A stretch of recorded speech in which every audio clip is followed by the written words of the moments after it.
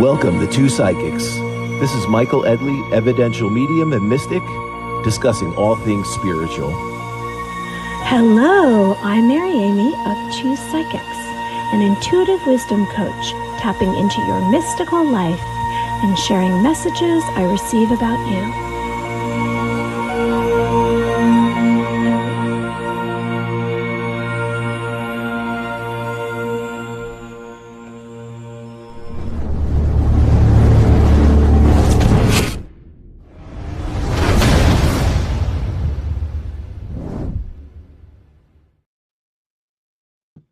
What is up, everyone? Such a pleasure to be here tonight with Two Psychics podcast. I am Michael Edley, psychic medium, and I am here with my amazing co-host, Mary Amy. What is going on, Mary Amy? And I have to say, that was an incredible new intro. So for those of you who are seeing that for the first time, like I was, oh, awesome. Yeah. Well, thank you. How is everyone tonight? Welcome. Here we are. It's episode 98. Oh my goodness gracious. It's July 16th. And I'm on the East Coast. I'm coming to you live from New York. And I'm an intuitive wisdom coach, a Reiki master, an ordained minister, and an author. With a new book almost on the way. Yes. And I did take one of our interviews and I took a quote from that. And I'll have to send to you what your input is into my book. Awesome. Yeah, very cool. I usually have a lot of things to say, so I'm sure you could pick and choose some of the interesting things I've said over the episodes. Well, you know what? I really liked what you said last week. So it's about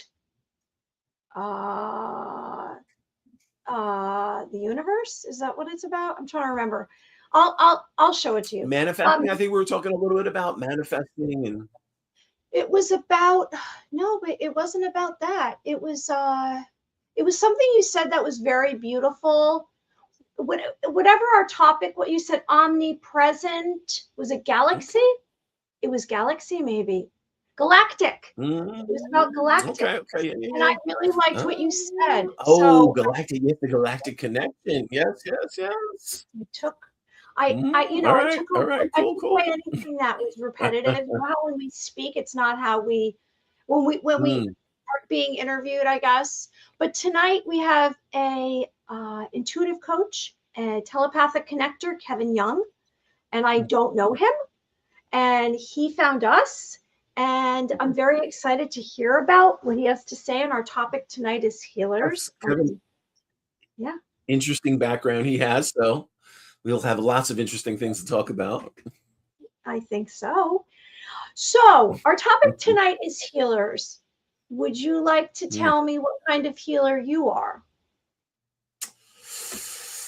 You know what's interesting? So I like to that's how I like to approach it. Healer. I don't like to kind of pigeonhole myself into, I've studied and looked at all different types of healing modalities, and I can't say that I completely 100% align with any particular one, but I utilize different aspects of all of them. So, my first touching of like energetic healing, my first kind of dipping my toes was actually like shamanic Native American practices. So that was a very interesting thing. And that was very, very early on. I was probably, I don't know, maybe teens when I started. And that was actually through Boy Scouts. I was a Boy Scout.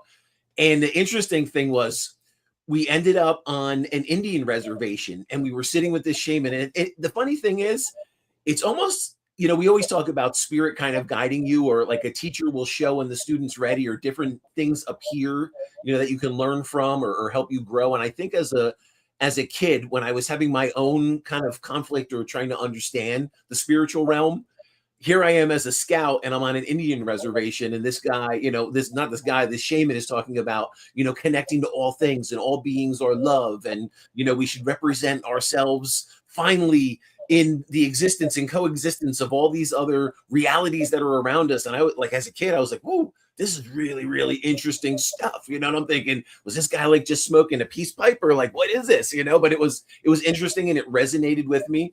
And it's something that sat. So I think healing is integral. But if we look at aspects of Reiki energy healing, we look at, you know, laying of the hands, ancient charismatic Catholicism or Christianity. You know, when we look at a lot of these Ayurvedic medicine, you know, a lot of the healing energy around Ayurvedic practitioners, you know, so there's a lot of different things we can draw from and learn from. And I know, like you, what do you think your most impactful aspect of healing? Because like me, I know you've also studied and kind of dabbled and learned about lots of different things. You know, like just look at, not too long ago, you were in a teepee.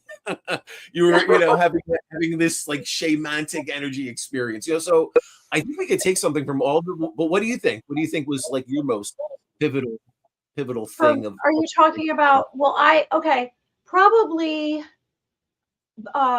accepting light and sharing about, speaking about light. I mean, it has so many meanings, but I mean, for me, it's light coming from inside of your heart. It's light that you see in nature, sunrise, sunset.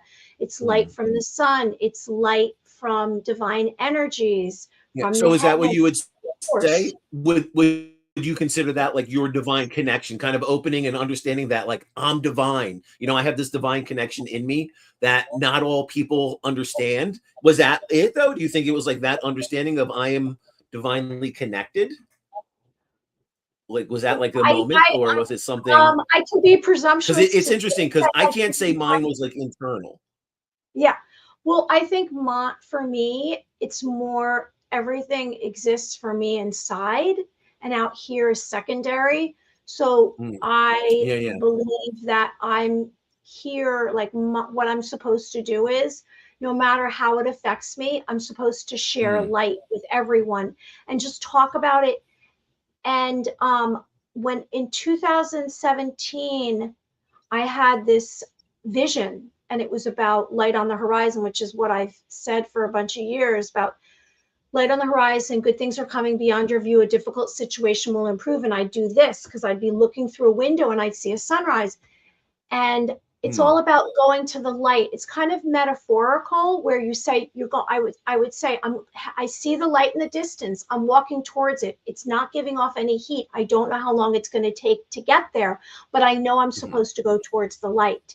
So for me as a healer, I think healing for me is, yes, as a practitioner with different modalities, energy healing, the Reiki. It's also about writing and sharing a perspective and talking about it. So that's the kind of healer I am. Maybe just even heal people when they're suffering or they're talking about something that's upsetting, and being compassionate. That's healing. When I formally looked at this, you know, I about my book, I'm on the first edit, I guess you said, the first proof. So I'm good about that. And I looked into the healing. And, you know, there's different kinds of healers. Healing is the ability to restore wellness, balance, health and wellness. And if you want to say an unconventional, you know, you hope that a doctor can heal, but I don't know if a doctor can heal the way we're talking about.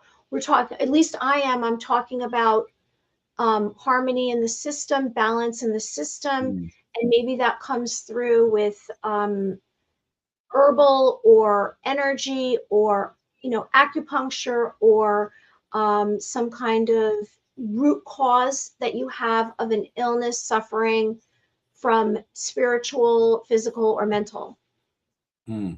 So what's interesting is what comes to me is some about your energy. And like when you're talking about this, it's something that resonates very deeply with me, because I think it was a similar kind of awakening for me.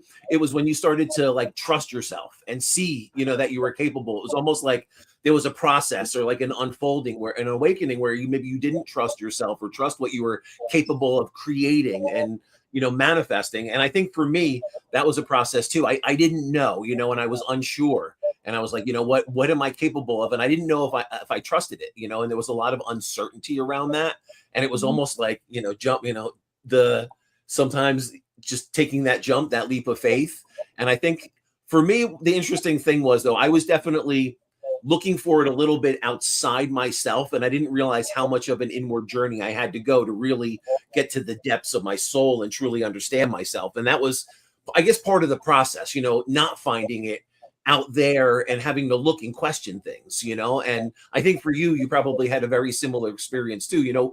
We had these surreal interactions with the spiritual realm, near-death experience, these spiritual connections, psychic, telepathic instances, different things that have occurred in our lives. And I think when you have that type of experience, you're certain that there's something else. And then it's just a matter of how can I open and find that, and how can I share, that amazing, amazing connection with everyone else and show them how healing it can be. And I think that's what it was for me when I started seeing, wow, I can give back, and I can help others, or I can help others heal, or, I could be part of the process and not use it as like completely self-gratifying, or not trying to, in that process of giving back, of creating, and maybe trying to create something that others can heal from, like music, as you do with your art. And when we can find a purpose with our creativity, and we can put it out there and people can utilize it in a healing way, that is some of the most magical things that I think, as a soul here having a physical existence, that we can release into the physical realm. That creativity, it'll always stay. Think about the music and the art that's been here for like decades or centuries, and we could still appreciate it. We could still see it. We could still connect to the energy of it, and that's something like for you. What's interesting is, because when I think about you, the funny thing is I still see some of your paintings, and it's very interesting because when we had first met, I remember seeing some of them and I was like, wow, the more I look at these, it's very interesting seeing some of the energy that she must have connected to when this was unfolding. And then I would start connecting to certain energy or certain frequencies. And it's fascinating. Like, so I'm curious, when we're talking about healing, in doing your own art, like I would find my own healing in creating. I know you did too, but did you realize how healing, like your art and your creativity, would be once you put it out there for other people? Well, thank you very much. For me, I don't know if I've had any other choice but to do what I'm doing. So I wasn't really looking at myself. I was just doing. So I was a doer for a really long time, and it was all action. Yeah. And I had to be a doer because I didn't want to look at the suffering and the trauma and the pain. So I just kept doing and creating. And thank you for saying that. I don't know. I mean, that would be great if that was the case. I'm excited because I started painting these illustrations for this book, and I don't know what's going to come out of me, because the last time I did a lot of art, like when I did, for example, I don't know if anyone's gotten my book, but like here's one of my butterflies that I painted, and I do watercolor, so I love it. And I don't know if it's healing. I just hope. I don't have a choice in what I'm doing. It's just I don't even want to say mission anymore. It's more like it's just who I am. I can't stop myself anymore. Well, what's interesting though, when you talk about it in that way, and I have to think that in you putting that out there and finding your own kind of escape from whatever was going on, and that helping to release the energy and reground you, I would say that energy is probably imprinted into the art, and then other people can experience, that same energetic release or that grounding that you experience creating it. At least, that's what comes to me around it. Well, that's sweet. You're very nice, Michael. You gave me a reading tonight. We have Heather on board. I don't know if she's still here. Heather, hi, Heather. We know Heather, what the is medium. Up? I see we have a couple comments. What is up, Heather? What is up, hi, Jennifer? guys. And we have Jennifer Rose. We had her on our show a few weeks ago, and she says, hi, Mary, Amy, Michael. Hi, girls. Nice to see you. Did you see me on TikTok? Because I did a little video before, because you never know who you're going to get. Let me tell you, TikTok is a big deal. TikTok's a big deal. No, I'm a slacker. I'm a social media slacker. Everyone's got to get kicking me in the butt to get all my multiple platforms. Hopefully soon. So let's see. Okay, we have a few minutes before he joins us. That's from Jennifer Rose right there. You want to talk a little bit about Kevin and his background? I guess we could talk about him. I do want to remind everyone, because I'm not going to say at the end of the show, just in case. We have an upcoming event. Michael and I are doing live. It's a 3-course dinner at Pelham Rails in Pelham, New York, which is 50 minutes outside of New York City. We have somebody else, and I'm going to say their comment. And it's a live psychic dinner show. So you can get a reading. We can teach you some intuitive psychic mediumship, psychic phenomenon at the event. We can give you personal reading. It's going to be very exciting. And Michael's coming up from the Jersey Shore, and I live in Westchester, New York, and it's in Westchester. So that's going to be great. We have Suzanne Young, who I think is Kevin Young's wife. Now Suzanne Savage. When you're painting, you are in the flow. Suzanne. Yeah, hello. We have 2 Suzannes tonight. 2 Suzannes. So we have Heather, Jennifer, Suzanne. I don't know if Heather's getting any readings going on here tonight. Let's see. When you are painting, are you in the flow? And that's why you can't stop yourself, because when you're in the flow with the universe, it always feels great. Probably. And Michael, you could tell me about your music. Hi, Michael, Mary, Michael, a great positive start to the show. Great. So tell us about when you do your music, Mike. What's it like for you? Well, I'll talk about the last meditation album that I released, Divine Journey of a Mystic Soul. I actually went into a trance. Yeah, it's right there. So all that material, all that music, I was inspired by a close friend of mine's friend that had passed, and it was interesting. In that journey, I had met her briefly, but on this journey and where I was at, it was interesting. I met many people that really touched me immensely. And what was crazy is on this journey, I channeled, a medium who had passed away that was a friend of a friend. And we wrote a piece of music for one of our mutual friends that I gave to, it was, and I don't want to put any names out or anything right now. I'll keep it a little more private, but, so it was a friend of a friend. But the interesting thing was, through that, I kept connecting with her energy and wrote the whole Divine Journey of a Mystic Soul. So, and I'll talk about that a little, maybe down the road.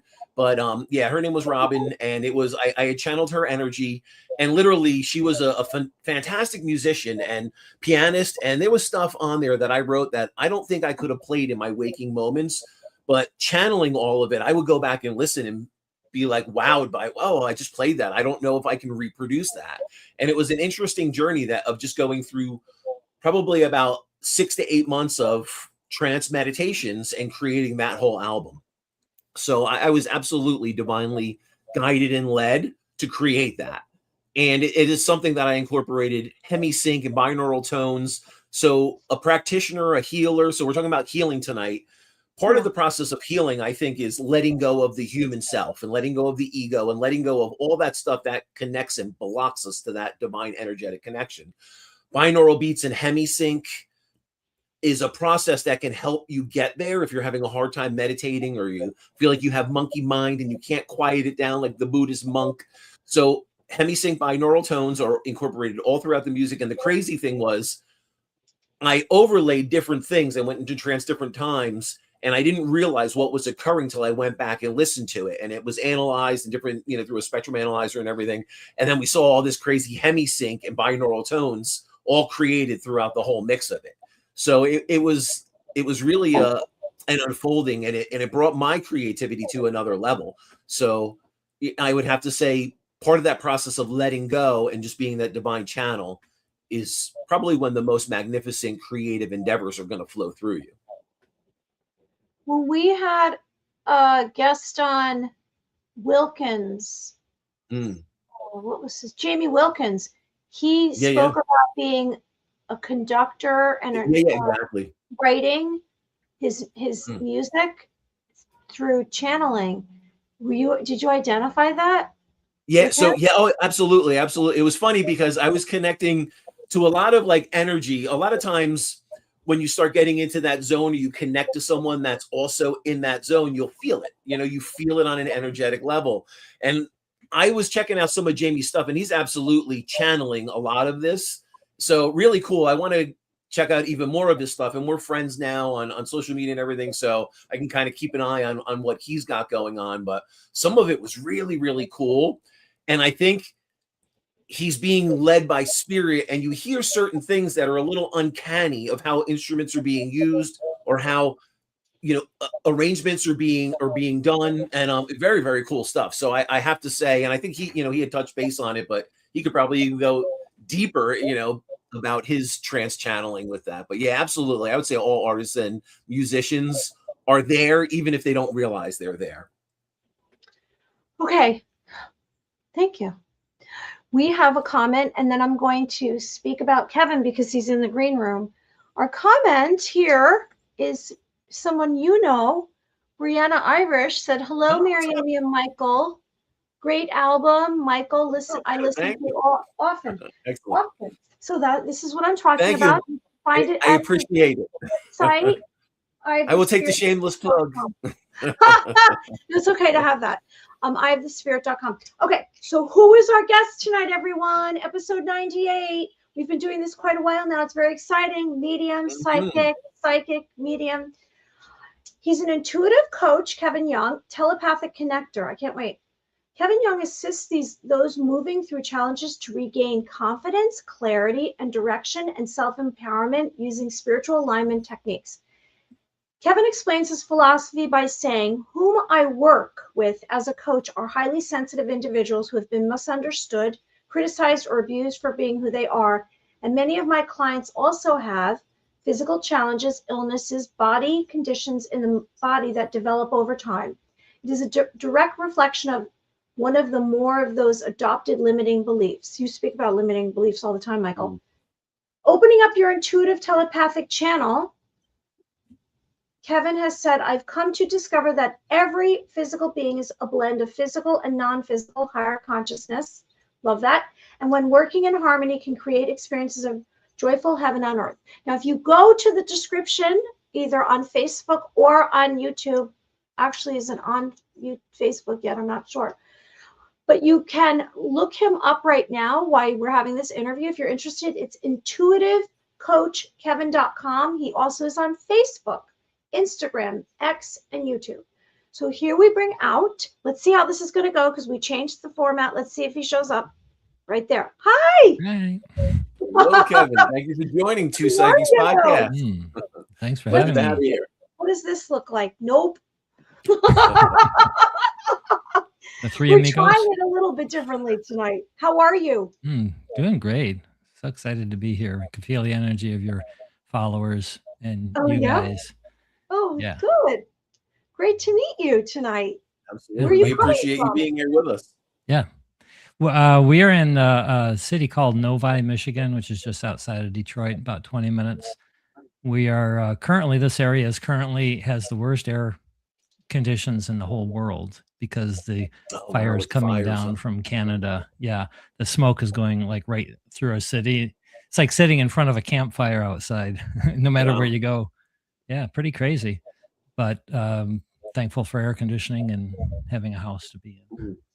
Oh, yeah, it's interesting. Yeah, you're right in the thick of that. Absolutely. Because I know here on the East Coast down in New Jersey and on the shoreline, we're even experiencing quite a bit. Even today, you can't see the water if you're on the beach. Yeah. It's a haze. That the interesting thing is, I said to myself jokingly, like, what are they trying to cover up in the sky? Is there something going on up there? This is interesting. I don't remember even fires burning up in the Canadian forest as a child and growing up on the East Coast. I don't remember experiencing this. It's very bizarre. Very bizarre. Yeah. Well, and you got to say that the earth consciousness itself does, just like us, it rebalances when things get out of kilter. So yeah. I'm not surprised kind of in that way. As long as we don't, have a tsunami or something come through Michigan, I think we'll probably. Yeah. Oh my goodness. I didn't know if that was real because we had it 2 years ago. We had it. Yeah, we did. 2 years ago or 2 or 3 years ago, we had the same. It was so bad where I live in New York that it changed the color of the air to yellow. Yeah. And then, which was so weird, is the next day there was, what's that called when it's not snow, sleeting balls. Hailing. It was hailing balls this big, breaking windshields. It's pretty crazy. Whew. That was We don't want that. I took I think Yeah. they're hiding some UFOs up there, Mary. What do you think? They're covering them up, but that's not I don't tonight's know. episode, Kevin. We're not dragging you there. Don't worry. Are you into the UFOs, intuitive coach Kevin? Oh, sure. Well, I'm into anything that bridges the physical, non-physical, and I listen to lots of different channels. Oh, I've love met that. a lot. I've coached a lot. I've had hundreds of channeling medium sessions and so forth. So it's like this is home base for me. I started out as a left brain person. I was listening to your interview with what's his name, Michael Phillips. Yeah, Okay. and he reminded me a little bit of myself in that he Oh, started from a scientific engineering left brain, background, and then had his health challenges that kind of shook him up and his other personal things. And at some point, you wake up, and then what happens is you either end, you leave your body, and that's it for today, or you wake up and you have that next level of awareness, and that's kind of what happened to me. But coming from that, going from that. So Kevin, to this, before we get into that of what's kind of gotten you here and how this is unfolded, let's talk a little bit about that journey. Now, many of us are exposed to something beyond the spiritual realm from like traditional religion or like a Christian upbringing or maybe a Jewish upbringing and they were into Kabbalah. So what was the background and what was like the family structure? Were you tuned into a spiritual realm from an early age, or was there any type of experience, or were you so scientific that you just had to challenge that? Or like, tell us a little bit about how this unfolded and how this journey has led you to where you are now. Yeah. Door number 3. Yeah, that was I couldn't honestly tell you. My parents, my dad was open. He called himself agnostic, and he said, "I'd like to believe there's something more," but we never talked about it. My mom never talked about it, period. So and I think she was atheist, but again, we went to church a little bit when I was a kid, and they couldn't stand. It's probably the hypocrisy at the time. A lot of churches have that. So no, we never really talked about that. My dad was an architect, engineering. My mom was a piano teacher and a carpenter, and kind of a Renaissance woman for the '60s when I was small. But no, it never really came up, and I was. So I moved into left brain because there was a lot of trauma in the childhood, like a lot of us. Something, is unsafe, and then you put walls around your heart, and then the only way you can survive, because you shut down the guidance, which is here, is up here, and you limp along, try to make sense out of the world from this limited human perspective, and it really but they keep getting worse if you're not being guided to, you guys are both tuned in pretty effectively from what I can feel, and so you can tell intuitively when something doesn't feel right. And I would assume then you're guided towards what does feel right and maybe around what isn't feeling right. But I didn't have the feeling part as much. And so I had to rely on my brain. And the brain, of course, only knows what it's been taught, mostly by other people and through experience. So you don't have the mountaintop view to know what the dangers are coming. And so I ran into a lot of walls. And ultimately that, as that grew and got more angry as a person, people could take advantage of me. I couldn't see it coming. And, I put my all in because I wanted the attention. I wanted, my dad didn't give me the attention. So, the story is you seek it somewhere else. A lot of relationships that go bad. I had some business relationships that I got taken advantage of. And all that was just because I didn't know what I didn't know. And that is that this part was numb from the abuse of the childhood. And it was the brain tumor that I had in 2008, which was that defining moment. And that's where within a week of the diagnosis of this brain tumor was a friend of my wife gave her 2 CDs from Abraham Hicks, and which we had never heard of. We had heard of the law of attraction, and that was the beginning at that point. I would say watching the movie The Secret maybe a year earlier, kind of like, oh, there's a law of attraction thing. That'd be cool. I'd like to know I'm creating my own reality. But, the left brain says, oh, come on. If it's not 3D scientific, able to be put in a formula and figured out, it's like you're born. If you get just going, then you die. And then you lose everything. That was kind of my philosophy. And that's when everything started to change in that moment. Did that answer your question? Or did I go off base? Well, it could have been too. Your soul was needed to go through that process, or needed you to go through that growth before it had that breakthrough and that awakening. Exactly. And that's a cool thing. And I think that's something, anyone, and I think anyone here that's listening, anyone checking out Two Psychics podcast that's kind of on this journey and maybe doesn't know where they're going, or feels a little misguided, or isn't sure, what would you say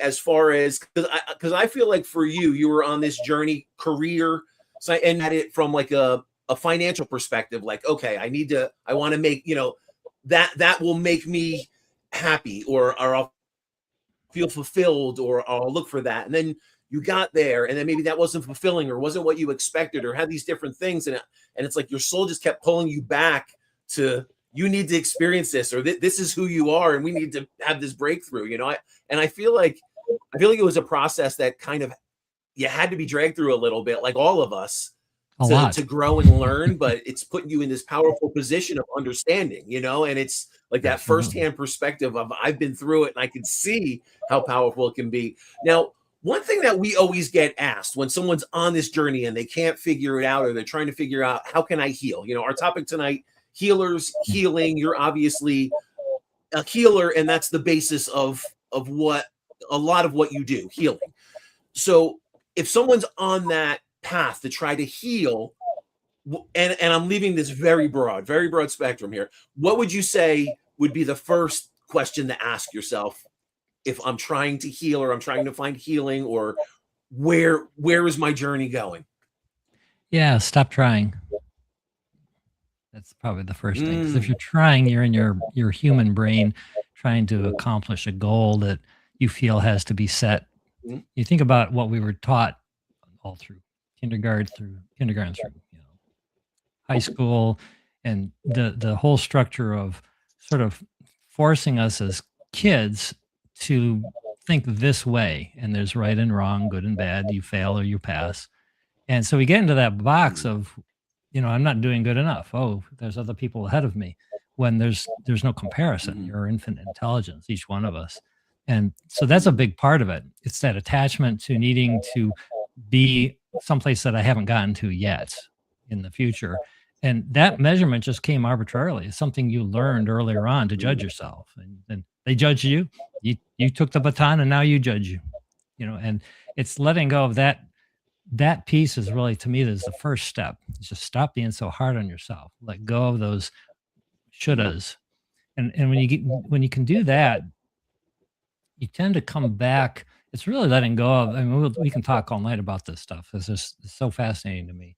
Learning to let go of the human brain's need to dominate your attention, so that the still small voice can be heard. And then that voice gets louder. And that's the voice that is on the mountaintop.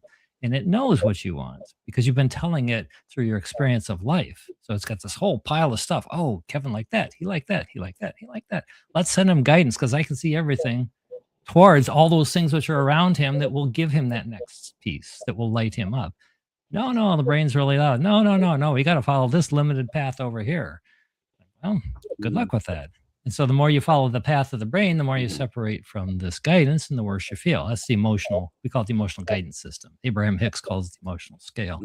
That to me has been fundamental. Getting back into the heart, feeling, how does it feel? How does this thought feel? And then filtering out based on what feels good. And then just trusting that if I do what feels good in this moment, without attachment to where I'm going, again, that would be the brain, then something shows up. I get a synchronicity. And then, oh, that felt good. Let's do that again.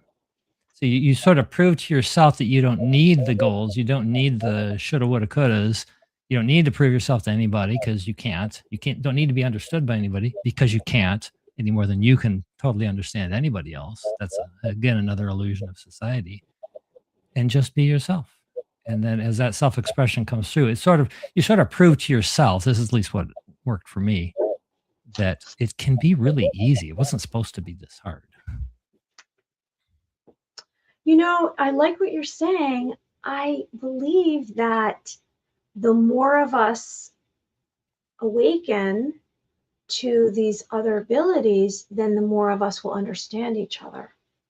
Absolutely. Because you're saying the divide really is, and I don't think it's as easy as two different factions. I think it's a little more complicated than that, about why are we not listening to the little guy inside of us, the voice, the heart, our spirit, because we don't want to, like you said, go to the pain, go to the suffering, go to and we want to avoid that at all costs and go out here. Because if we go in here, then we're vulnerable, we're weak, and then people maybe won't like us because we're not going to be cool or we're not going to be attractive. So I like what you said. I want to tell you, I just did like a little read on you really quick. I don't know what that was. I wanted to, what'd you say? I wondered what that was. Did you sense that? So I asked, because I like to ask, and you didn't seem upset, so I did it. You can't upset me. It was very, well, no, I don't know, maybe I could.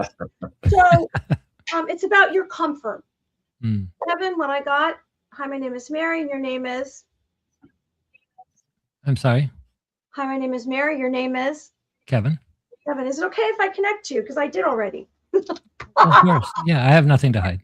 So I got space with you, and then I said, what is space? And it's about, it could be a lot of things with you. It could be the space that's the empty, which people think there's nothing here, but there's still energy in this space between material things. It could be the space all the way up out into wherever you want to call it, out into another star system. Maybe it's another dimension, another realm. All of these things fascinate you. I got a giraffe because you're lifting up your head and you're always looking out beyond where you are, and a circle's moving. You're always moving. So you move through this circle of like a cycle, and you to figure things out until you find it. And there's an arrow, you're following something that's leading you. It's not back to the beginning, it's just another circle. So then I got, with you, I got a lot of shapes, abstract shapes. And I received a ruler, and you talked about measurement, which was interesting because I had already written it down, a ruler. So you measure things. You're big on measuring abstract shapes because you're looking for what's beyond here. I got safety. I did get a huge wave, which is positive because it's emotional. It's could take everything down and you start all over, which I think you like to do. That's something I do. I wouldn't say I like to do it. Okay, well, you can still do it. And then I don't know what this says here. Past the norm. You like to go past what's normal. Yes. I got a lot of beyond with you, you know? That's because there were a lot of boundaries early on. Okay. You know, a lot of judgment, a lot of ridicule, a lot of... I'm sorry. My dad was, no, it's made me who I am. I have no regrets about the past. I don't think about it that much. My father transitioned in May this year, and I hadn't talked to him in about 7 years because he was the source of this. And the only way I could heal was to let him go. I had a lot of channeling sessions around this to help me to get clarity because I was physically dying inside because he's physically close by. He was in the hospital. He was never in the hospital, and suddenly, you know, I'm close again physically to him, and we didn't spend much time together anyway. And it just all, like, it brought those things up that were inside of me, and that's when the journey of the true healing started 7 years ago. And then as I've gone through this, tons of relief in the circle idea. Yeah, there's lots of loops in there. You know, I think, oh, finally I got past this one thing, this all the shame or whatever. It's, oh, there's another one. Okay, well, let's go face that one. So I've gotten at least I can now notice when I'm reacting from a childhood wound. I have to go through it, but then I can come back around and I know what to do now. I've just had so much help from the spiritual realm. So I think that's really accurate. In this last year and a half, there was another close family trauma that occurred, and I had to go through another wave, and I had a detached retina that happened because vision, not able to see. Yeah. I mean, I wanted to see this. I've got this big picture that has been pulling me like I'm supposed to reach a lot of people. I'm not supposed to, like in it's a law or something, but just there's this calling. And so all these things keep coming up to be healed. I mean, what else am I going to do? Otherwise, I'll suffer and die. So Yeah. this last, when he passed, there was an immense freedom that flowed into. I was just like, it's indescribable. Like I will never have to see his face again. His angry, condescending, screaming face in my face again. Even though he was 95, he hadn't done that in years. But the child in me still had some of it. And since then, and I'm the executor of the estate. So another challenge now that was going back to his apartment with my wife and sister and so forth, and immersing myself back into childhood because he kept everything. So now I'm wading through another layer of facing the last bit, and it's been fantastic. And the family member that I had kind of split off from a year and a half ago, we reconnected in the last month or so, and my confidence in knowing who I am is now, I've taken over basically his life, cleaning up the debts and dealing with the assets and so forth. There's just been an immense growth here, and that's probably what you're picking up, Mary, is that late cycle. Yeah. I hope I'm on the other side of this mountain. I appreciate you speaking about that because, well, one of the beautiful things about this, though, I think hearing you speak about this, anyone going through this process, it's not all love and light, and some of it can be some really, dark night of the soul that we get dragged through, and we're pulled through, and it could be some of the most chaotic, hectic stuff that we ever experience. But I do believe on a soul level, we have to go through that. We have to experience that. And I do appreciate your honesty and really your vulnerability speaking about this, because I think it shows anybody out there, though, that, this is a messy process, but regardless of what the circumstances, we can get it and we can get through it and get onto the other side. And we can still have a magnificent, beautiful, powerful life with intention beyond whatever happened. You know what I mean? And I think it's, if you get stuck in that energy, and it's interesting, you even, recalling that moment of your dad being angry, and being pulled into that energetic connection, because that's what that was. That was the point, an energetic point in time that, you were reliving. And it's interesting because I also appreciate you speaking about this, because I've had my own connections with loved ones in spirit that I've had more healing when they moved on the spirit and having this deeper connection that I never realized I could have. And I think anyone that's going through a process where maybe they had a falling out with a family member, the family member passed away, or there was just some upheaval or some chaotic thing, and you felt like there wasn't closure in the physical realm, I could tell you that, just like from you, Kevin, I really appreciate you speaking about this, but we could still get beyond that, find closure, and move past whatever that energetic experience was, as long as I think we're willing to open ourselves, and I think that's part of the process. We have to be vulnerable. We have to open ourselves and go through some of that deepest pain and trauma. But I think the greatest healers that are doing this work have gone there, have done the work, and they understand it, so they can bring that healing and that understanding to someone else, because if you haven't been there, how can you wrap your head around that? And I think you can't really be authentic in your energy. I totally agree. So I commend you. Thank you for sharing that. Yeah, thank you. I feel like I'm so liberated now, and it's been incrementally, where I could talk about this kind of stuff. There have been times earlier on in my life where I literally couldn't share anything because of a shame would suddenly come up, like, well, you did something wrong, or you're a fool, or you'll be laughed at. And so I'm mostly past that. There are probably still a few things, but as you say, is once you know that you're not going to die when you go through this each dark night of the soul, it's like you do it a few times. It's like I'm curled up in a ball, on the floor, sobbing and racked in pain, and oh, but tomorrow, it's like, oh, I feel better. It's like, oh, I'm lighter. It's like, okay, well, I didn't die this time, so I'm a little bit more willing each time to push through the pain. Like coming on a camera 20 years ago, I would have been, panic attack, and I went through a Dale Carnegie course, and I went through, and then pushed myself each time into being in front of more groups of people.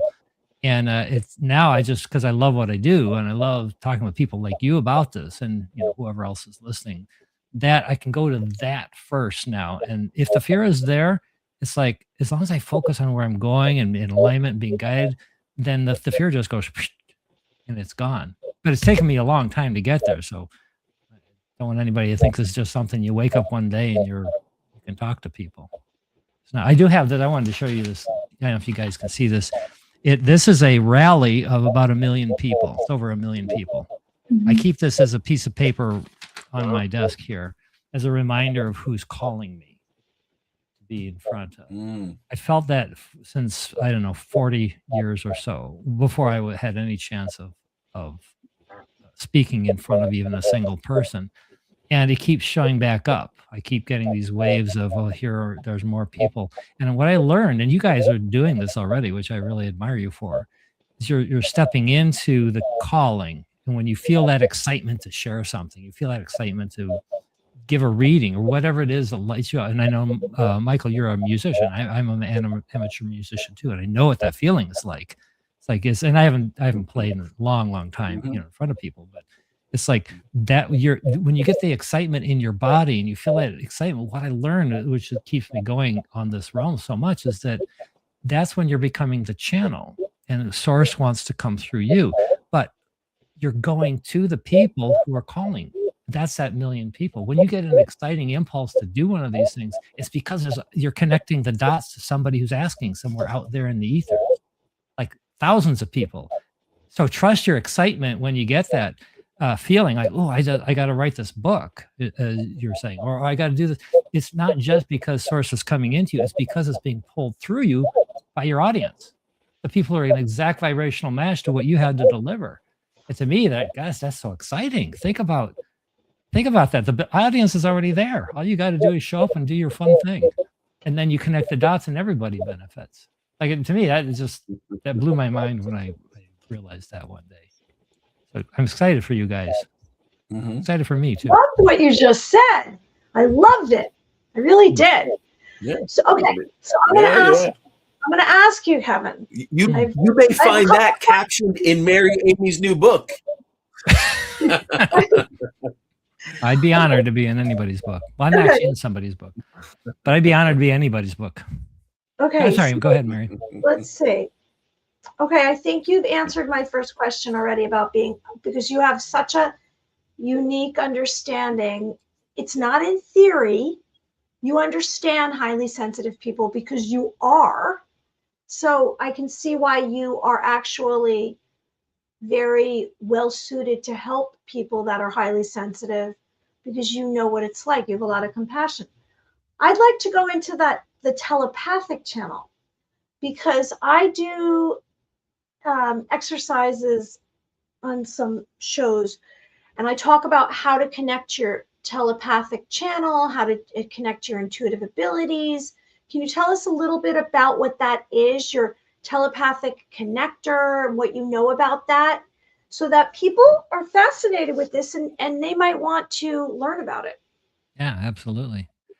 So yeah, back to the scientific, logical approach. Everything that I do has to come from that understanding. And it's not that I need to, have a formula for spirit or anything, but it has to be practical to me. And which is fine if it isn't for other people, but I need to be able to say, okay, I can, I have this understanding and I got to prove it to myself, and oh, there, it worked, or I'm seeing it work in somebody else. And then, okay, now that goes in the toolkit.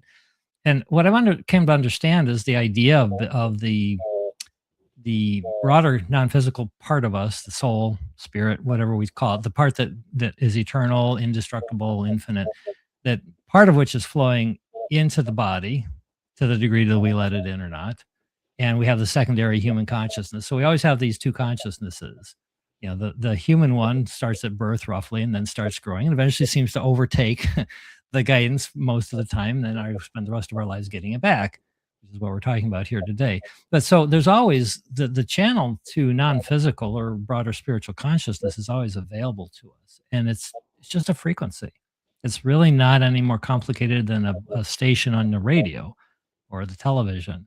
And we are vibrational beings, as they say, in a vibrational universe. Everything is vibration at the core. And so you choose your vibration by where you set your attention. And everything else flows from that vibration. Your thought streams flow from the vibration, your physical manifestations, your connection to whatever non-physical, all flows from the same frequency that you yourself are choosing. Some people don't, most people, I would say, don't know they're choosing the frequency. They just kind of bounce around on their emotional states, and they're not used to managing it or getting back to it. They're used to being told what to believe and what to do, or they have the walls up like I did. But at the end of the day, and I am answering your question, believe it or not. You are. What I discovered is that when I learned what channeling was, and at first, of course, it was, when I had the brain tumor and Abraham Hicks, it's like, we listened to those CDs. We drove all the way to Niagara Falls because we had a belated honeymoon. It's like, I'm not buying this stuff. What is this? I can't touch it. I can't measure it. You're telling me that this lady is channeling Abraham collective consciousness, prove it. And as I listened to it, okay, I can get that. Nothing was contradictory. Everything was pure positive. There was nothing angry or intense or shameful or any of that stuff. It was all pure love. And I had never experienced that before. And that's what kind of opened the door. And so that's why I started studying the idea of channeling. And then people started coming to me to help them to channel because I understood the mechanics. Well, so it's the same with telepathy. Telepathy is just a different station on the radio. Once you open up to that internal guidance, which you guys are both really good at, I'm still a beginner when it comes to what you do. I can't do anywhere near what you can do. I do it my own way. And so telepathy is just a little bit more focused on an individual or a group of individuals and a communication between them. But it's really not any different than channeling or anything else. It's just more intention to me. But there's another part of this, like why is Kevin even interested in telepathy? I never was up until a year ago, about a year and a half ago, roughly, when I came across a podcast called the Telepathy Tapes, which I don't know if you guys have heard of it. I've heard of it. I never saw it. Well, that's that's mind-blowingly good. So yeah. right. Oh yeah, it's a good one. Yeah. Okay. So you're familiar. So I've always been interested in autism. I have no autistic people in my life. I have no idea why until I did. There's actually here. This is a DVD from Abraham Hicks from like 15, 16 years ago called The Autistic Revolution. Okay. Way before I knew any of this kind of stuff. But it really intrigued me. Like, these are autistic kids on the spectrum. There's something special about them. What is it? I could never figure it out. And then I listened to the telepathy tapes, particularly then on speakers. They're all telepathic. They're all talking to each other in the non-physical all the time. They can't communicate with their own parents. I was fortunate enough to work with, a bunch of autistic children for, periodically back in 2000, I think it was 14, 15. And it was pretty interesting. It started as fundraisers. And then through the fundraising events that I was doing, some of the moms started asking me about different aspects of psychic development or mediumship and talking about different connections they felt their children were having. And it was very interesting. Some of the moms would bring the children in to do a reading, and it was more of like a workshop discussion, and very, very tuned in. And what I was amazed about was I had one of the kids told me, he's like, "Oh, and Mike, and your grandmother, like there was a very specific tattoo that I did not get as a teenager." And it was interesting. And came in and told me, "Your grandmother's saying that you didn't get this tattoo, and she would have liked this better." And the crazy thing was, no one knew that other than her and I. And I was just like, wait a second. Okay. There's something going on here. And I just heard more and more about it. And then the telepathy tapes, had, more recently come out.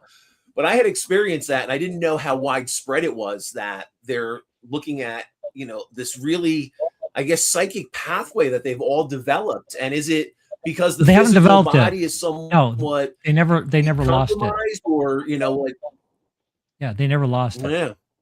So here's again my take. They retain that spiritual connection. Yeah. So we're born as that spiritual connection, right? Well, that's where we come from. That's who we are when we're not in a body. Yeah. We are non-physical. There is no location. There is no time. Right? Everything's here. Everything's now. So we're all one consciousness from that perspective. We're just different frequencies, different perspectives at different times.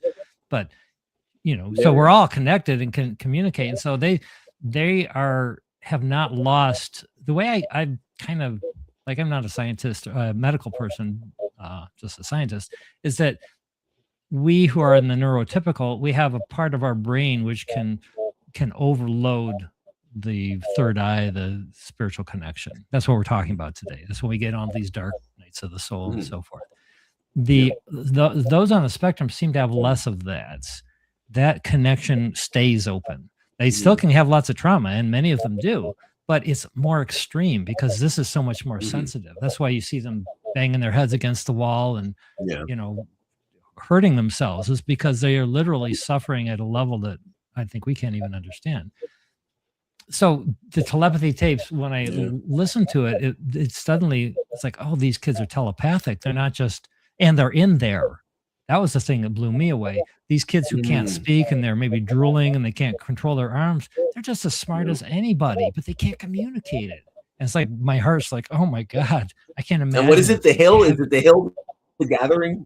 That's one of the, that's what they call it. Is it the hill where they gather? Is that what they speak about? The mountaintop? Or the hill is just the same telepathic frequency, but there's many hills. There's as many hills as there are people who want to gather, because it's just another station on the radio. Yeah. But that was the terminology.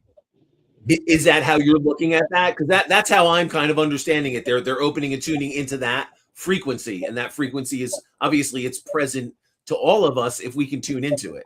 And it's interesting because they even speak about people that aren't supposed to be there that are there. They had talked about that too. I found very interesting.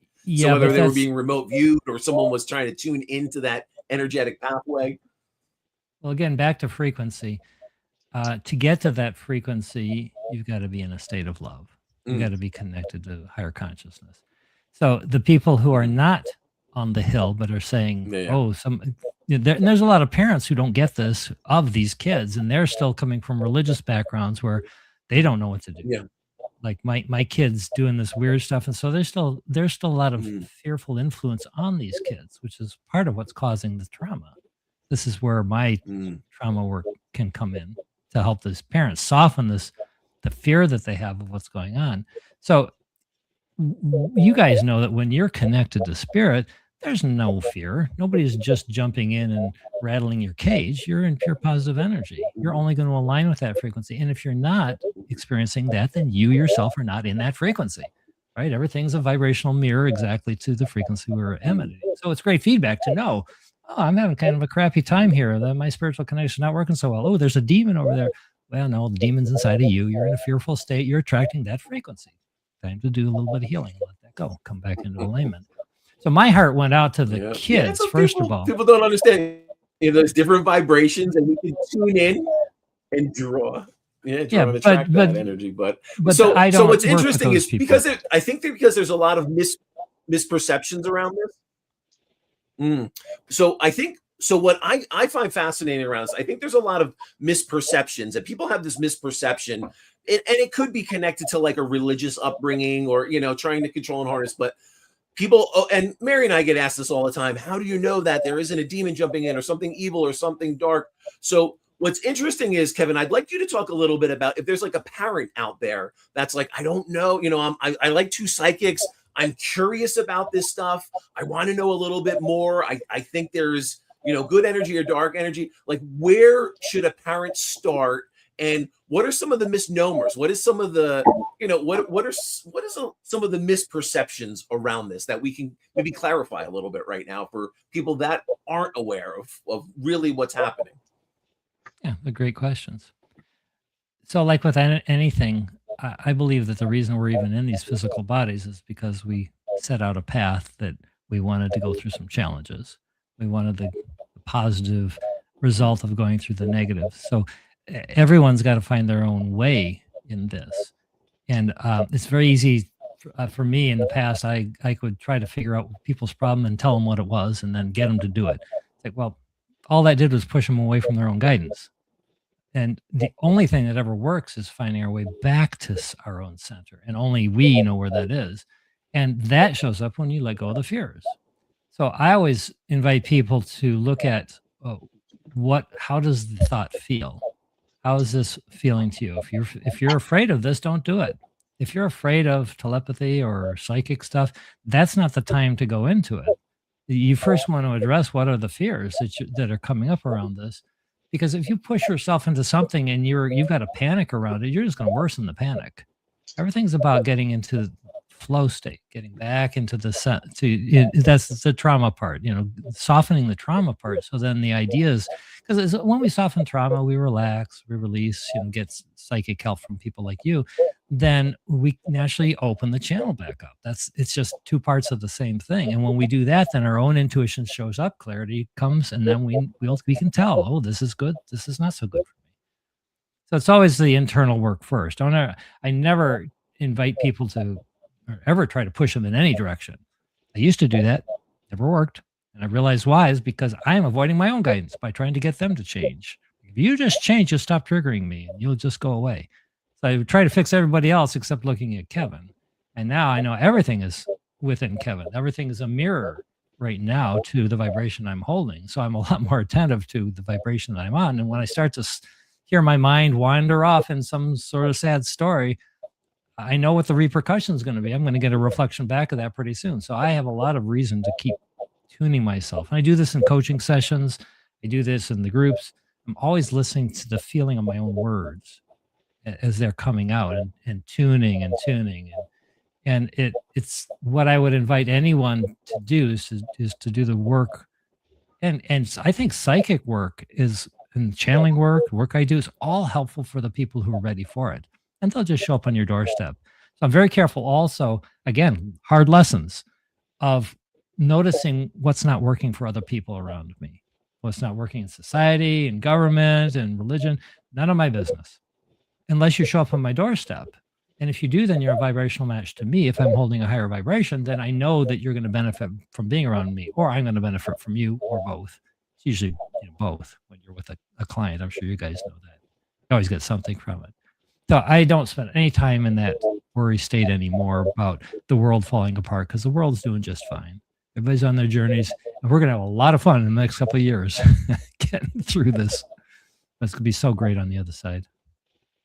Mary, what was your question? I have a question. I'm not going to I'm not trying to contradict you. I just want to have clarity in what you're saying, because I'm always growing and I'm always learning, and I have a question. Okay, so are you saying that everything that we think we see is a manifestation of something coming from us, or could it actually be there? Because what if it's not even part of our thing and it appears? How is it related to me? Yeah, and so that's a really good question. That was one of the things I struggled.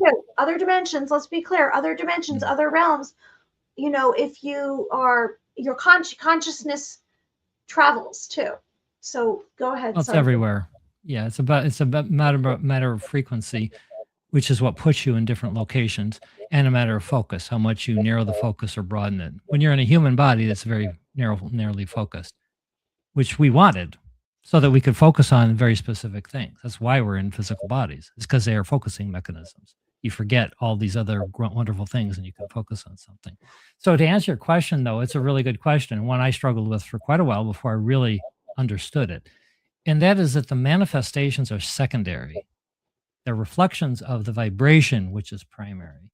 And the universe simply takes the path of least resistance in bringing manifestations that match the vibration.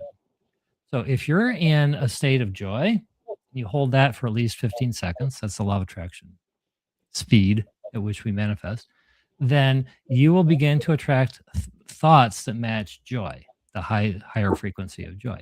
If you maintain that and you don't get distracted, then another thought stream of joy will show up. And if you go 60 seconds and you stay on joy, you don't get distracted, and the human has a hard time staying on a frequency, then physical manifestations will start to match joy for you. You will start to notice physical things that feel like joy. So it's the feeling which is the connecting piece, not the physical manifestation.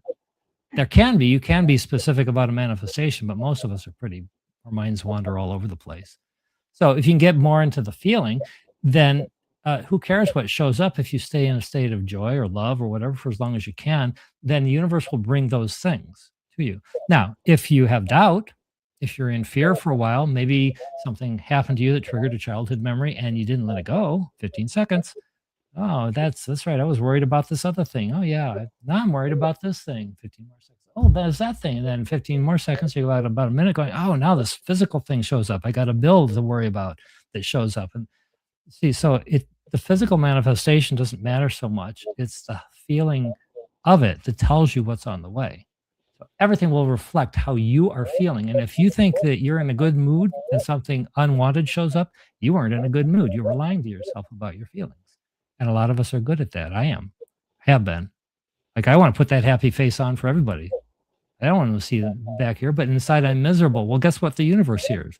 I'm miserable. And they say, well, wait a second. No, I was in a good mood and I just spilled my coffee. No, you weren't. You thought you were pretending you were. You're used to putting on a face for other people, but inside you weren't feeling that good, and the universe just showed that to you. And then that becomes the feedback. That becomes the reflection in the mirror to say, oh, I didn't see that. I thought I was in alignment, but I wasn't. Okay, let's examine that. Let's do the work and get ourselves back into alignment. So everything is a vibrational reflection. It's a vibrational universe. It can be no other way. It's just physics. You can't hear the jazz station when you're tuned to the rock station on the radio. If you want to hear jazz, you got to tune to the jazz station. And if you're hearing rock music and you think you're on the jazz station, you're on the rock station. So it's just positive feedback, always letting you know where you're at. No judgment. You haven't done anything wrong. You're not a bad person. You're not going to hell. Unless you stay on the hell frequency. Does that make sense? What about when you go, well, sometimes, but what about if you're going to sleep and you have different entities show up and they're all just different entities? Or if you get a job and there's some kind of paranormal activity going on and it has nothing to do with you. Sure it does. And you go in there and there's stuff that's there. Yeah.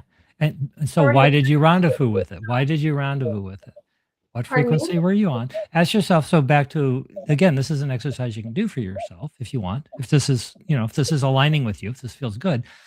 You're talking about going to sleep and an entity shows up. How does that entity feel?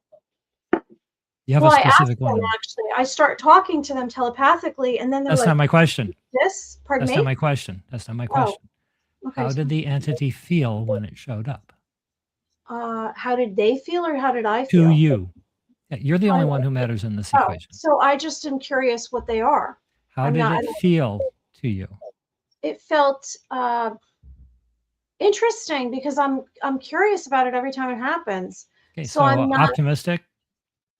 Probably. Hopeful, joyful. Yeah. Worried. Concerned. No.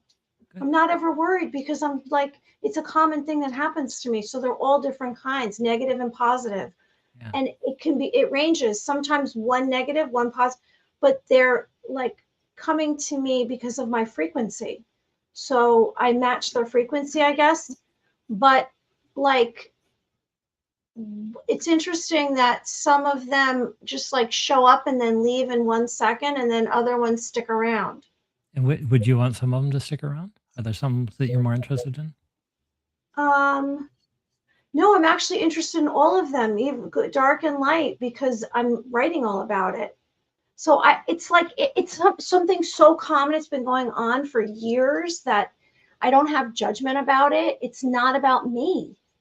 Well, it is about you, but isn't that a great thing? You attracted these things to support you in writing a book. Isn't that wonderful? Look how powerful you are. I'm not powerful at all. I think I'm a spectator. Well, so I'm curious, Kevin, what would be your perspective? So if I interject here and I say, okay, so Mary isn't proactively focusing where the energy is going. She's just kind of going to sleep and open as a sponge. And it's like, what's going to kind of come in could be drawing. So is it that? So I want to interject. And so talking about like good or bad. So, and Kevin, I want your perspective. So Mary, you gave Kevin a reading earlier. So now Kevin gets to give you a little bit of a reading. Well, I'm just curious, reflecting what I know. What would be your perspective around trying to understand why good and bad? Or is it, okay. Is it just like do you feel like opening like a sponge and maybe being receptive to all of it? So there isn't like a set rhyme or reason and all the energy is coming in. I want to hear a little bit of your perspective on this. Sure. Yeah. Well, first of all, there's no judgment. Okay, this is just reflecting the mechanics the way I understand it of vibration, attraction, perception, and so forth. Yeah, exactly. Okay. So, Mary, you brought that up for a reason. Right, you had a curiosity about that. You said that, and then you went on to something else. Was there a question within that why they're showing up? Because you went to being unworthy very quickly when you said, "Oh, I'm not doing anything." Yeah, you are. You're an open-hearted individual. You've tuned into high vibration. You're allowing the energy to flow through you, and you help a lot of people. It feels like there might be a little resistance around that acknowledgement, and that might be where there's a little doubt. You see, that's all. Well, you know what it is? It's kind of crazy because you have extraterrestrials, you have a reptilian eye pop right here. According to like mother who passed away, and she's coming to try to talk to you. And the I'm most like, amazing thing I have ever heard in my life. I would love to be able to do what you do. It's one of the things why I love working with psychics and channels and mediums because I help them. You can read it in my book. Well, I'm part of the ground crew, right? I'm not out there on the leading edge in the way that you guys are. I'm on my own leading edge. But give yourself some credit here, intuitive coach Kevin. Well, no, I'm not denigrating myself. But what I'm saying is, you guys are out there actually doing the readings, and to me, this is the leading edge of humanity. You are reconnected with broader consciousness, and you are following that guidance system. Everybody's got a bad day, so what? That's why we're here, is to learn how to get through them. But you guys are affecting lots and lots of people, and the more that you touch people with that pure essence that flows through you and help them get through their lives, it's going to flow down to other people. And that's how we contradict all the fear and control and hatred and wars and stuff that's been going on. That's only people who are disconnected from that guidance, from that stream of consciousness. So it's not we don't have to go fix them. Our job is just to be it and acknowledge it within ourselves, and then just express it. And it not normally flows down because everybody wants to feel good, and you guys help to do that. I don't know if I answered your question or not, Mary. Are we close, or Michael? Either one. I appreciate what you said. Well, first off, I appreciate that. Thank you. And Mary, I do. So interesting thing, because I was talking to Mary earlier about her book. No, I just wanted to acknowledge this. I don't think you give yourself enough credit for how creative your creative output is, and how positively it affects other people. And it was interesting because I think Kevin picked up on that too. So I just think there's a process of like letting go, not trying to control it. I love that you said that, because I think I still tend, there are points where I'll revert back to that, and I have to get out of that mindset. I think we all do. And that may be something for you too, Mary. Maybe you're getting back to that, and you just let go. And I think there's so much power in going, I'm not going to concern myself with what the outside voices are, and I'm going to move forward of how I'm being divinely connected. And I think it could be a challenge for all of us, and it's something we have to remind ourselves. But I think that's why we're here, right? To remind each other that we are a divine being, and sometimes we need to shake that up a little bit to move forward. But it's an awesome thing. One thing. So, Mary, are there any other questions that you wanted to ask Kevin? Because I just had one other. You wanted to say something. I wanted to ask you that I think our listeners. I just want to add that I basically surrender. Like, that's my philosophy. So I'm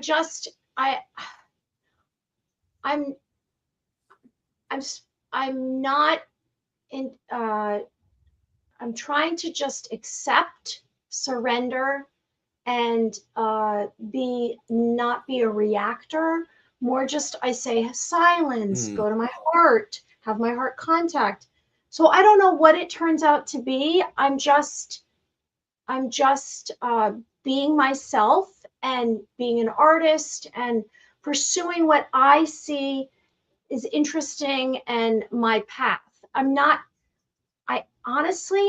don't have energy for all the stuff that everyone else thinks or wants, or unless it's like some intimate relationship or my family or my friends or what I want to do.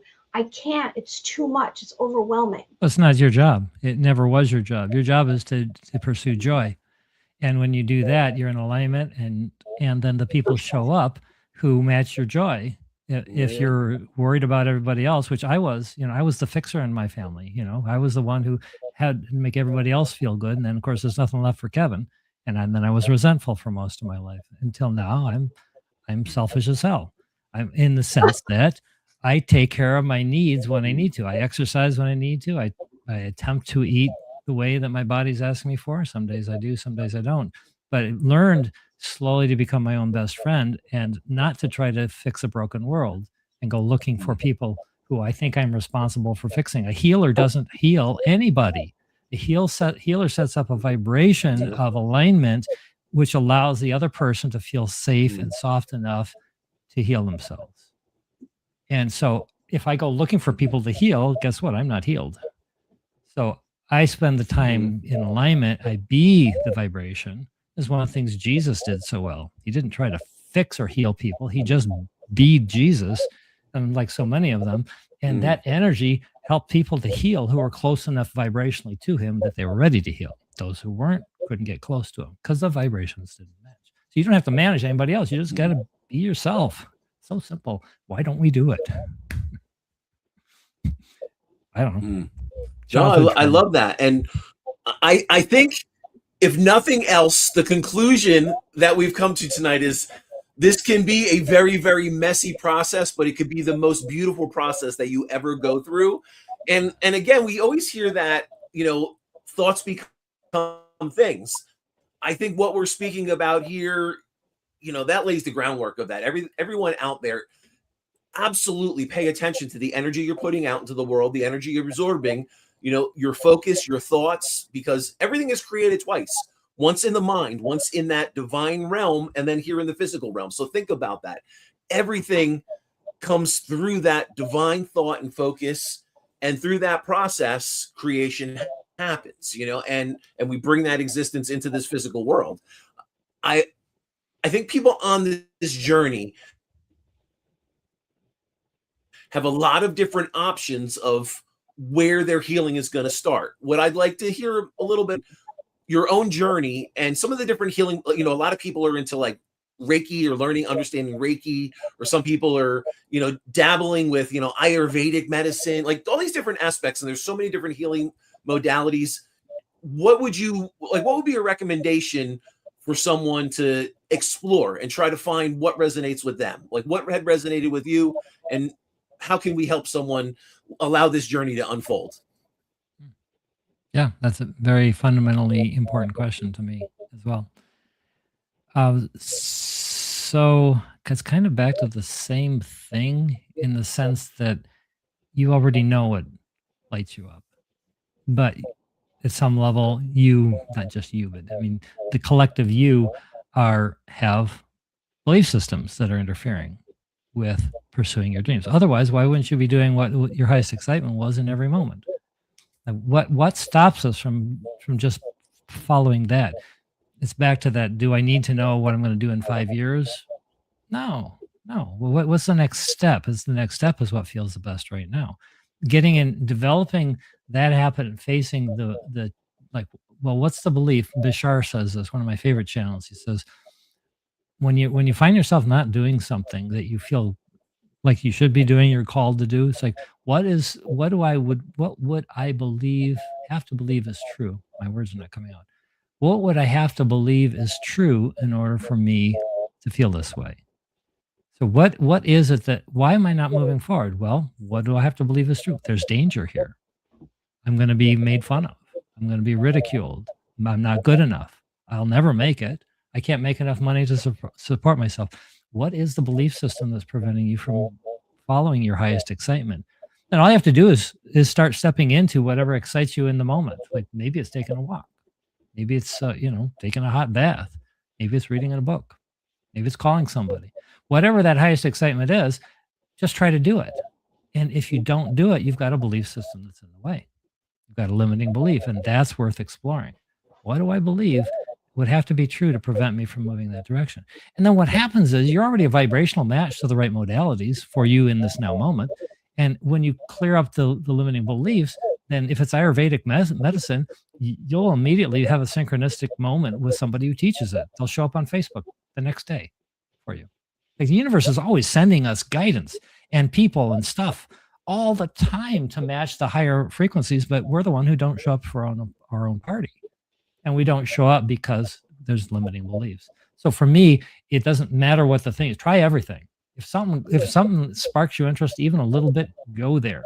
Read the book, listen to the podcast, talk to the person on Facebook, reach out. And again, if you feel yourself blocked to do that, you've got a limiting belief that's just holding you back. And it's something you learned. It's not something that's true because it wouldn't be limiting. There's no limit in source. Did that answer your question, Michael?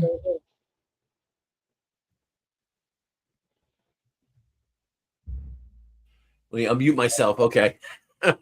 Didn't want that noise. Oh, I love that. Thank you so much. I appreciate that. And I think I think that can clarify, a lot of people that listen to Two Psychics podcast are on this journey and they're trying to figure it out, trying to understand it. One thing that I love that we do here, I think we really talk about things from an authentic, evidential place. I think the practitioners, the healers, the people we bring onto this show have really gone through the trenches of a lot of what they're doing. So I really appreciate that about you, Kevin. I really appreciate you sharing some of your own personal journey, and I think that's one thing that anyone out there should understand. We're doing this stuff and we're here and we're trying to push forward, but it's not a perfect process. We've all gone through the mess. We've all gone through the chaos, and that's what makes us who we are. And we have to learn and grow through that. But anyone out there that's finding that a hard process or trying to tune into that, man, just even if it's on your personal journey or your own meditation that you do in the privacy of your own space, sit with that energy, go deep, because it'll be the best, most empowering thing you ever do.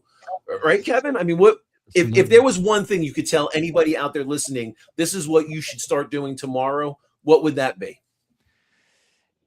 Yeah, the word should always gets in the way because that means that I'm presuming something. I can tell you what works for me, and you know what I mean. Yes.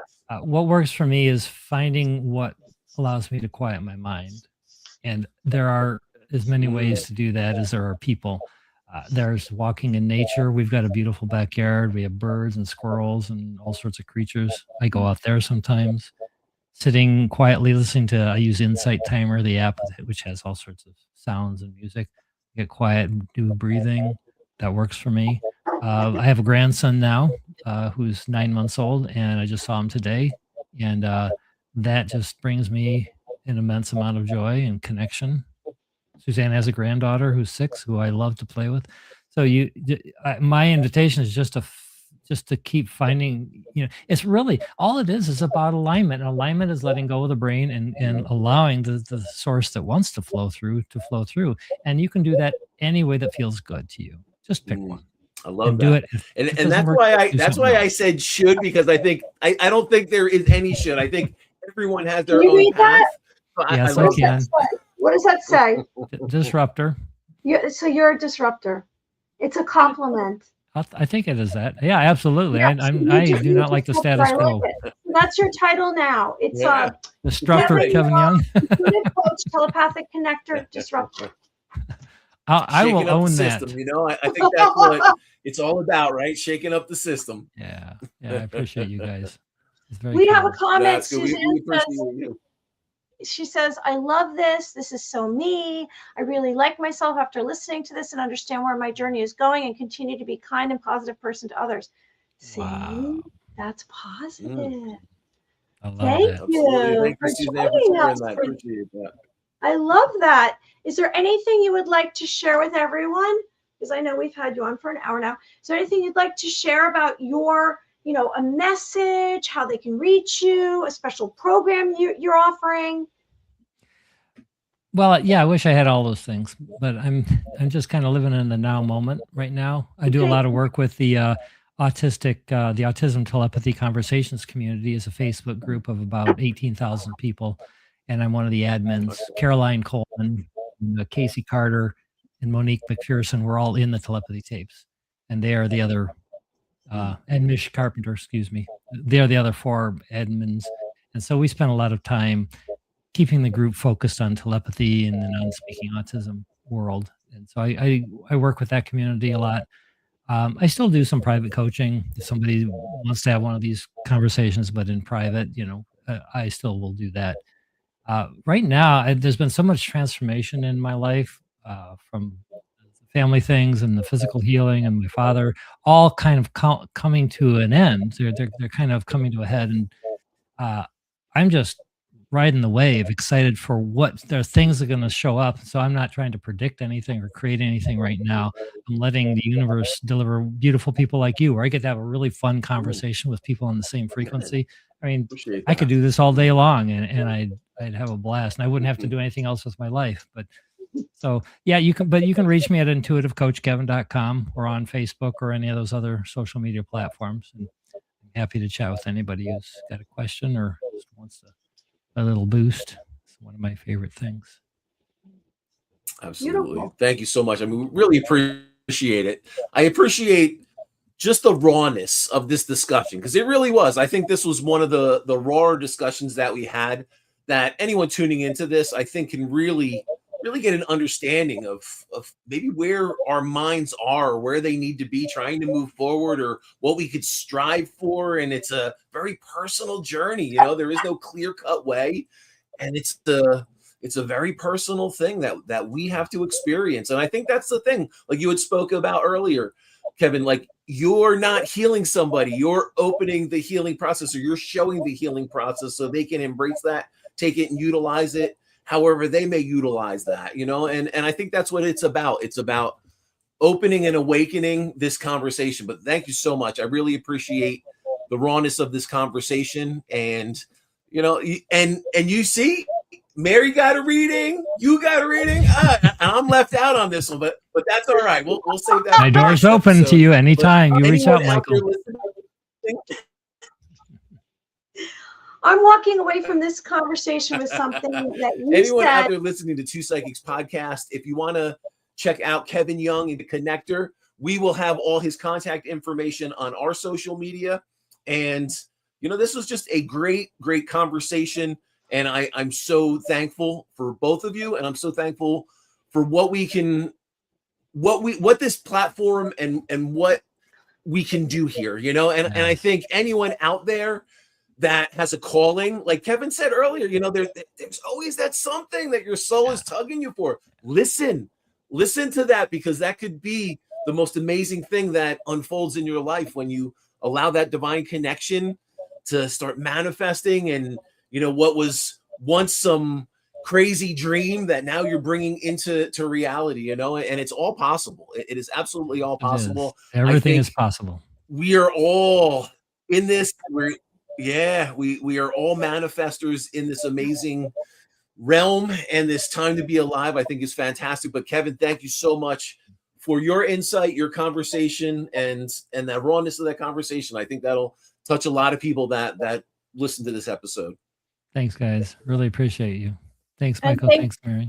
And thank you for saying set intention, because I've been focused on that too, because I was looking about light grids and ley lines and vortexes and setting an intention to send light to certain locations. So that's been on my mind. You just reminded me. Does that feel good to you? Does that light you up? Yes, I only do things that feel good to me. All right, there we go. All right. What a great example you are then to others who are afraid to do what lights them up. Oh, I was one of those. I'm so grateful that you came on tonight and you shared yourself and you gave everybody your truth, and we were present for it. And I really appreciate you being here tonight. And I'm recommending that you contact intuitivecoachkevin.com and and have a wonderful evening. And thank you so much. Thank you, guys. Really Thank appreciate you so much, you. Kevin. Appreciate it. Take care Have a now. great night. Thank you. Thanks. You too. Bye now. Bye.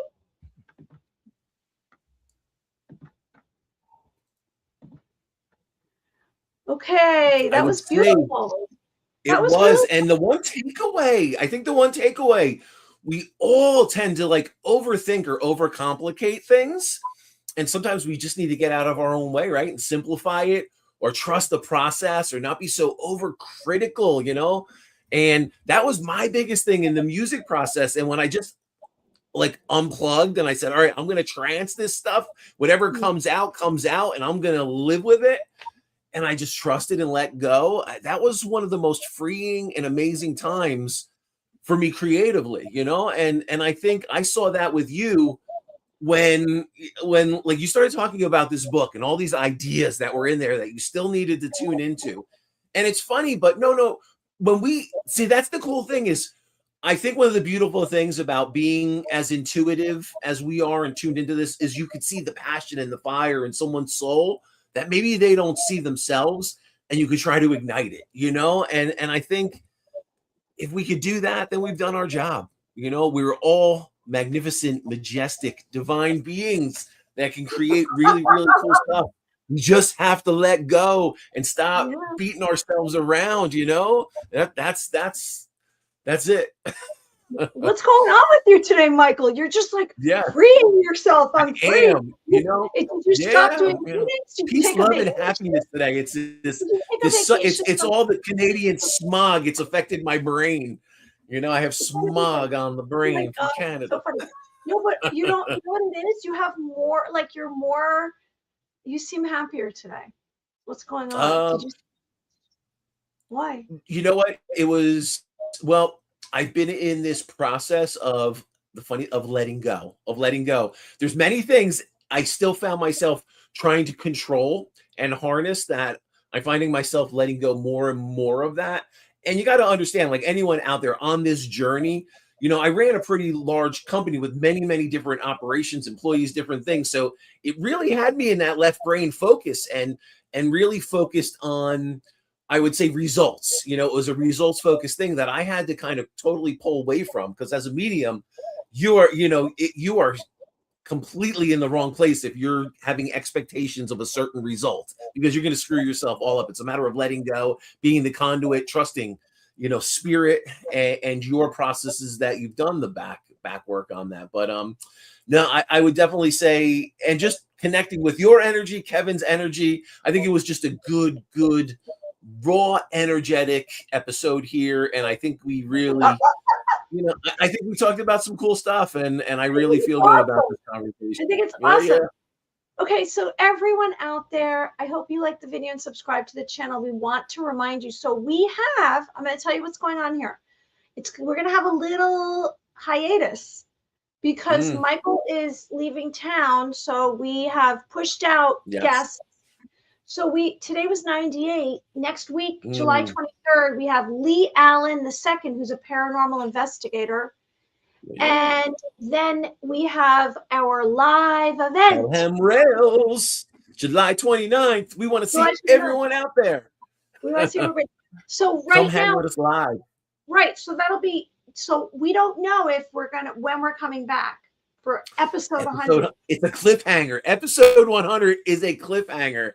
And I got some things brewing. That I haven't shared with you yet. So I'm keeping those on the back burner right now. But I can tell you, episode 100 is gonna be a banger. That's all I'm saying. It is gonna, it's gonna kick butt. It is gonna kick butt. We guarantee it. So if you want to find us, you can find us on all the media platforms for just the audio version, which is Spreaker, iTunes, Spotify, Apple, Amazon. It's all, we are on every platform. And then you can find us on YouTube, and some episodes are on Rumble. And we hope that you subscribe to our YouTube channel so we can build it up. Absolutely. Because it's a slow process with us. You know, I don't know. I don't know what's going on. Give us a like and follow and a share if you really would. We'd appreciate it. Well, thank you so much. And you can buy some, you know, we have all sorts of here's a little tote. You know, we have that. We have 3 different logos. If you want to go to Spreadshop, you can find this on all of our social media pages. It says our merch. We have merch. We have to be walking around with our merch on. Mike, okay. Before I go, don't forget Michael's CD. And I have books online on Amazon. So I hope everyone has a wonderful night. And I'll see you again next week, See you Mike. next week. Call me if you And need then the cliffhanger till all the good announcements come. Thank you so much, everyone. We appreciate you. Give Two Psychics Podcast a like and follow.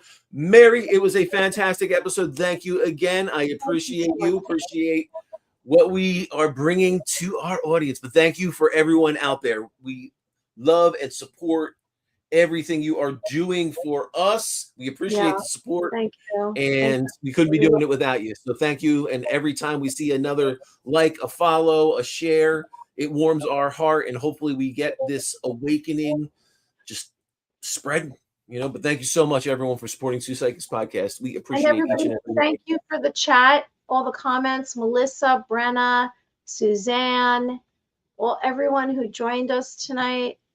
Medium, Jennifer Rose. We had Heather early on. We had a lot of people here making comments. Suzanne Young, and we thank our guests for tonight. So everyone have a great night, and we'll see you again next week. Be well. Love you all. Bye. Peace.